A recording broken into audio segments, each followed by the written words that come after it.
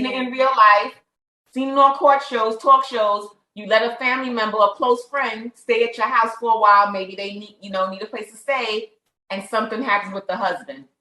Are you mindful of that? Does your mother warn you of that? Like, Kierra, I know you have a good heart, sweetie, but there's no woman that's staying in your house. Unless it's your sister, a sister, that's fine. But absolutely, Tashara, my mama has already don't have too many people around you. Don't get comfortable. I don't care how good you trust or whatever it is. I'm very mindful and very careful. I will buy a friend a hotel room before I let them stay at my house. However, I am a prayerful woman to discern the space that I am in. I'm also very cautious of what purpose am I supposed to serve in this person's life? And so while I'm very prayerful, I'm always also asking God outside of mom to direct me. Is in this season, am I supposed to let them into my home? Because, we as believers, we believe that what we have, we're supposed to share with others, but I'm not sharing my man. And so since I'm not sharing my man, I have to be cautious with, everything else that I share, as far as with him being there too. So absolutely. Hi, you guys. So I just wanted to come on and to touch on a couple stories. So the first story that I want to start with is Kierra Shears. In this interview, as you can hear, she's stating now that she's a married woman, when she have friends come into town, she will have them stay in a hotel and not with her and her husband, right? And so some people are commenting that is that a trust issue? I don't think so. This is my opinion. You guys can let me know how you feel about this. What she had to say in the interview. Um, yeah, I don't really think that that's necessarily just about, do I trust him? Do I trust my friends? I think that we just different kind of society today. Like, people really don't respect those boundaries anymore, right? Um, More so than ever before.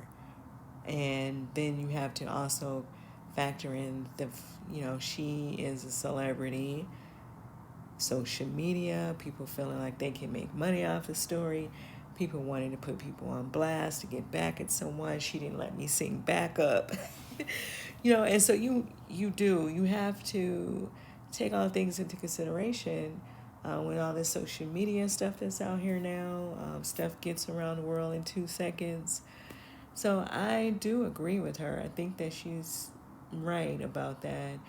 And as far as, like she's saying, the old school women giving advice, yeah, that is one of the things that they would say back in the day. And they also would tell you not to put your friends in your bedroom business, and to try to have friends that are like-minded and that are married as well, you know, um, in hopes that that would keep down confusion. Because sometimes, like I said, today is just different, right? There are so many different dynamics to these marriages and open marriages, and I had 3 wives, legally married to one, so that leaves the other 2 feeling away, or maybe or maybe not. It's just a lot of stuff going on out here. And so I think that when you have all this stuff that's kind of just out here in your face, you probably need to protect your peace. And that's not really necessarily just about trusting these people. It's just, to me, something, like I said, protecting your peace is more the way I look at it. But let me know what you guys think about what she had to say. Do you think that has something to do with like a trust issue? Knowing all this stuff that's going on out here today, is it really viewed as a trust issue to you? Let me know in the comments how you guys feel about this story. And the next story that I wanted to touch on, it's about Bishop Noel Jones. That I'm going to get married. Loretta, come up here, please.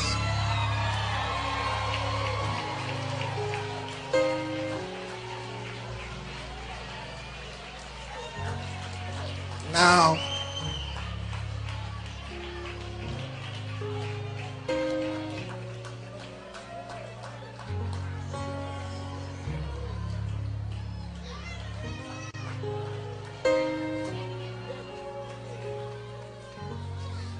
Now,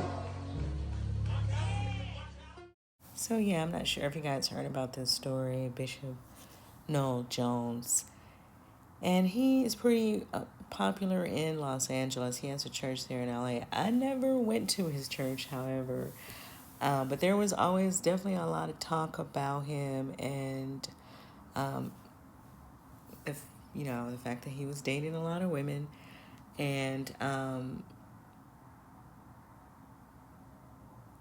some names. If I drop some names, you guys would know who.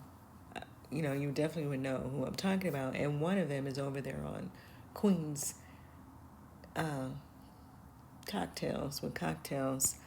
Um, but here's my thing about this whole situation, because some people were making stories around him, the Cracker Jack box, and the fact that he was teasing about that he's going into his wheelchair, his wheelchair days, and he needs somebody to push his wheelchair around. I think that he's always been honest in that way, however. And I will say that as I get older, just respect the fact that he was honest about the fact that he wasn't ready to settle down. And you should not, and you cannot force someone to do anything, right? People should do things when they're ready in their own time. And let me say this about the Loretta situation as well.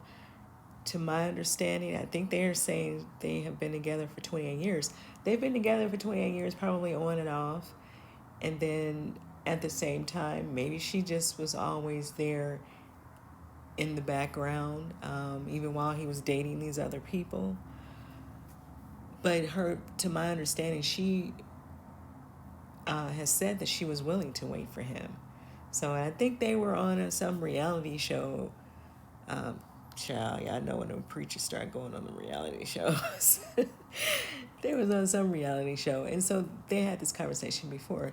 But this conversation has come up around Bishop Noel several times years ago anyway, because he, was moving around. And normally high-profile preachers, bishops, pastors, they are normally married, right? Most of the ones that we know of and we can name are married. So I think it was that part. But I do respect the fact that he didn't just marry someone and then have all these scandals out here. When he's as a single man, even though he was still dating Loretta, he was still single. And if he desired to go in a different direction, she would, as she said, would have to accept that if that's what she chose to do, right? I think she said that she was just going to wait it out. So, and here we are. So, and most women probably would not do that. But it's not like she wasn't aware of who he was. She was, and she, she was aware of what he was doing, obviously, especially when he was going into high-profile relationships, right? So for me, that's how I look at it. You guys can let me know how you feel about it in the comments. I just look at it like, well, he was single. He was honest. And you can't do nothing with that but respect it. At least he wasn't, married to someone and creating a bunch of scandals while married. So, yeah, he's 72 and he's now deciding to settle down. But he made the right decision to me. That's what I think. What do you guys think? Let me know in the comments. And I think the Cracker Jack thing is probably some type of joke between them. That's what I think. I think that she may have, it's just something, an old saying about a Cracker Jack ring or something. And I think that is something that's between them. And she understood what he was saying when he did that. Other people may not get it. Let me know what you guys think of this story and Kierra's story as far as not allowing your friends to stay in your home. If you're a guy as well, like, would you allow your single male friends to stay in the home with you and your wife? How do you feel about that? Let me know in the comments, and I'll see you guys in the next video.